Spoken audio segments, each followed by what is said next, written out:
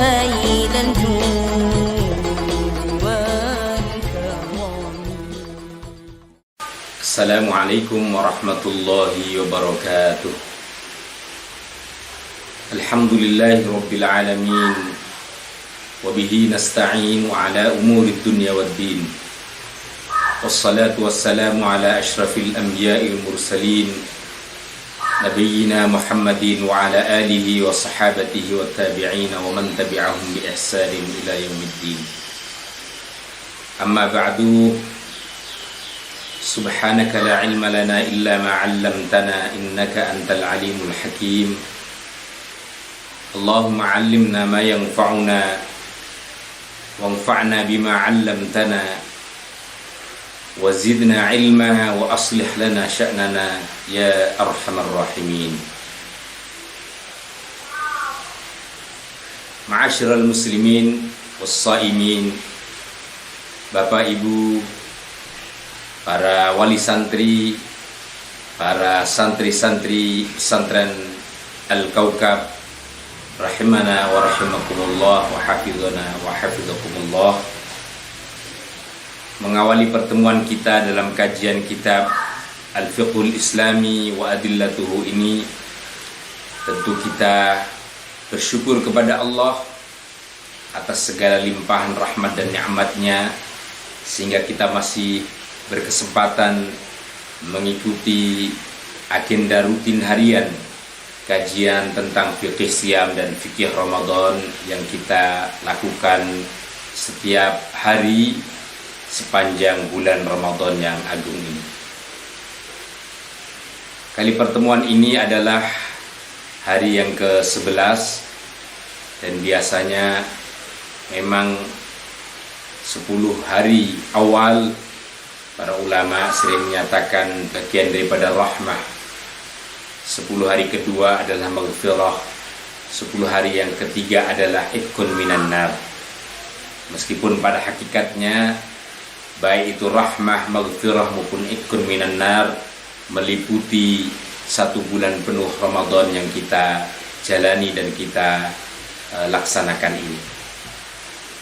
Para saimin saimat, insyaallah kesempatan kali ini kita akan membahas bab dan tema baru setelah kita pada pertemuan beberapa hari kemarin sudah banyak menyampaikan beragam tema, beragam topik yang kesemuanya masih tentunya terkait dengan fikih siam dan fikih Ramadan.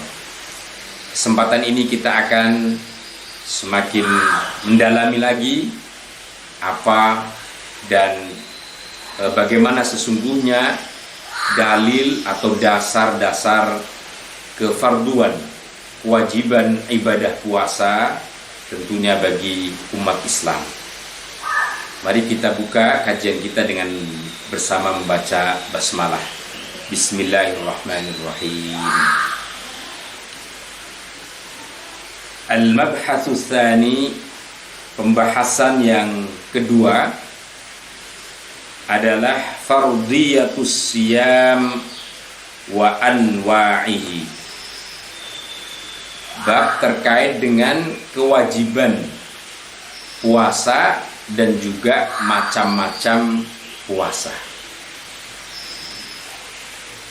Kewajiban yang dimaksud di sini adalah kita ingin lebih mendalami, memahami sejauh mana dalil-dalil dan dasar-dasar secara syariat yang menegaskan, yang menunjukkan kewajiban dan kefarduan ibadah puasa ini bagi setiap individu muslim.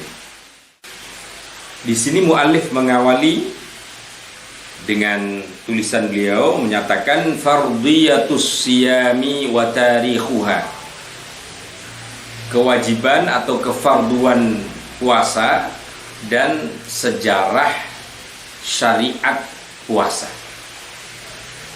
Shaumu syahri Ramadan, puasa bulan Ramadan, ruknun min arkanil Islam, adalah salah satu rukun daripada beberapa rukun dalam Islam. wa fardun min furudi, dan merupakan kefarduan, kewajiban dari beberapa kewajiban dalam syariat Islam. Bidalilil Quran was sunnati wal ijma', dengan dasar atau dalil dari Al-Quran, as-sunnah, dan ijma' para ulama. Ammal Qur'anu, adapun dalil kewajiban atau kefarduan puasa dari Al-Quran, faqauluhu ta'ala, maka diantaranya adalah firman Allah Ta'ala, a'udzu billahi minasyaitonir rajim, ya ayyuhalladzina amanu kutiba 'alaikumus siyam kama kutiba 'alal ladzina min qablikum la'allakum tattaqun. Termaktub dalam surah Al-Baqarah ayat 183. Ya ayyuhalladzina amanu, wahai orang-orang yang beriman, kutiba, diwajibkan, alaikum, atas kamu sekalian, as-siyamu, melaksanakan puasa. Kama kutiba, sebagaimana telah diwajibkan ibadah puasa itu, alal ladina, atas orang-orang, min qablikum, sebelum kalian, la'allakum tattaqun, supaya kalian semua bertakwa kepada Allah Subhanahu wa ta'ala. Jelas sekali di dalam ayat dan firman Allah Ta'ala, di sini dinyatakan kutiba, yang berarti difardukan, diwajibkan. As-siyamu dalam pengertian ini adalah ibadah puasa Ramadan, sebagaimana dijelaskan secara eksplisit lagi dalam ayat berikutnya, yaitu ayat 185 pada surah Al-Baqarah. Allah berfirman, a'udzu billahi minasyaitonir rajim, faman syahida minkumus syahra falyasum. Faman, maka siapa saja, syahida, yang telah menyaksikan, minkum, di antara kalian semua, asyahra, datangnya bulan Ramadan, falyasumhu, maka hendaknya dia mengawali dan melaksanakan puasa Ramadan yang diwajibkan oleh Allah Ta'ala. Ayat ini para Ibn Saimat telah secara eksplisit, jelas sekali menjadi dasar tentang kewajiban ibadah saum kepada setiap individu muslim. Lalu dilanjutkan oleh muallif, wa ammas sunnatu, dan adapun dalil dari hadis atau sunnah Rasulullah, faqaulun Nabi sallallahu alaihi wasallam, maka diantaranya adalah sabda Rasulullah sallallahu alaihi wasallam, bunyal islamu ala khamsin, Islam dibangun atas 5 rukun, 5 dasar. Syahadatu an la ilaha illallah wa anna Muhammadar Rasulullah. Yang pertama adalah bersaksi bahwa tidak ada Tuhan yang hak disembah kecuali Allah, dan bahwa Rasulullah Muhammad adalah utusan Allah Ta'ala. Lalu wa iqamis salah, yang kedua adalah mendirikan salat. Wa ita'iz zakah, yang ketiga menunaikan zakat. Dan yang keempat, wa saumi Ramadan, dan melaksanakan ibadah saum pada bulan Ramadan. Serta tentu yang kelima, kemudian disempurnakan, dilanjutkanlah hadis ini, wa hajjil bait man istata'a ilaihi sabila, dan melaksanakan ibadah haji bagi mereka yang diberikan kemampuan untuk menunaikannya. Jadi hadis ini secara jelas, secara eksplisit menegaskan betapa rukun Islam yang itu menjadi kewajiban dan kefarduan setiap individu muslim, itu adalah ada 5 hal, 5 rukun, yang salah satunya nomor keempat tadi adalah saumu Ramadan, melaksanakan ibadah puasa pada bulan Ramadan sepenuhnya. Karenanya itu hadis ini juga menegaskan kewajiban puasa dari dasar sunnah Rasulullah SAW. Lalu para saimin saimat, dasar kewajiban puasa yang ketiga adalah ijma'. Ijma' ini berarti adalah kesepakatan para ulama, di mana dinyatakan tidak ada lagi perbedaan di antara para ulama dalam sepanjang kurun mulai sejak zamannya Rasulullah SAW hingga kita sekarang. Karena itu hukum ijma' ini menjadi kekuatan yang sangat mendasar di dalam penentuan hukum. Nah, itu muallif menegaskan di antara dalil atau dasar kefarduan puasa itu adalah yang ketiga, ijma'. Beliau katakan wa ajma'al muslimuna, dan para umat Islam, para ulama-ulama Islam telah bersepakat ala wujubi siyami syahri Ramadan, atas wajibnya puasa bulan Ramadan. Tidak ada perbedaan sama sekali.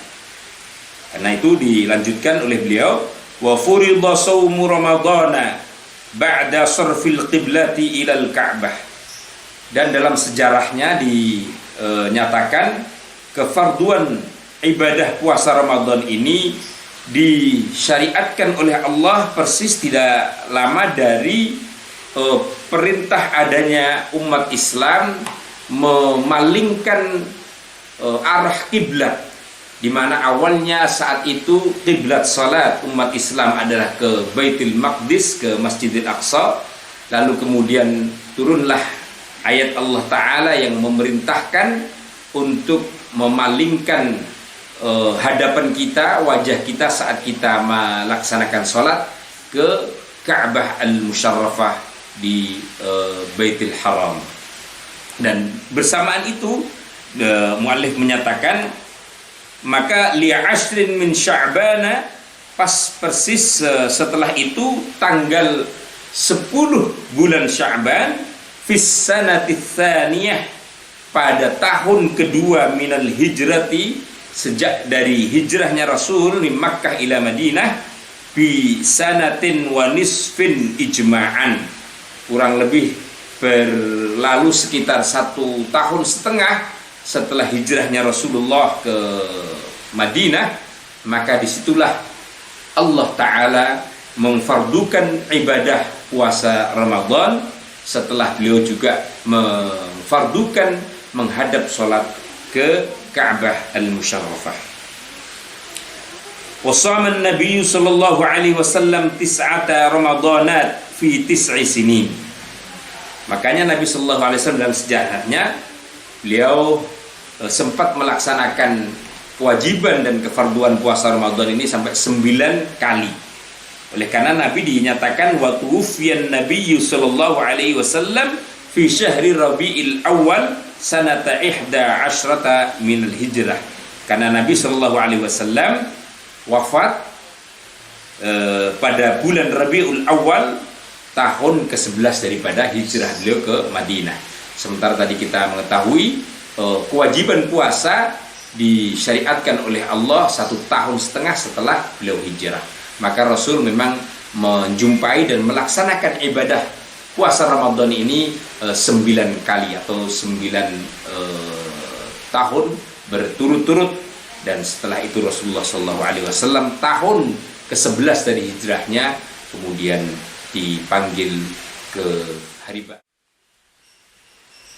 Shaimin dan shaimat, para anak-anak santri sekalian, dari beberapa penjelasan tentang dasar dan dalil baik dari Al-Quran, Sunnah maupun ijma' para ulama, betapa menegaskan kefarduan dan kewajiban puasa itu mutlak sekali.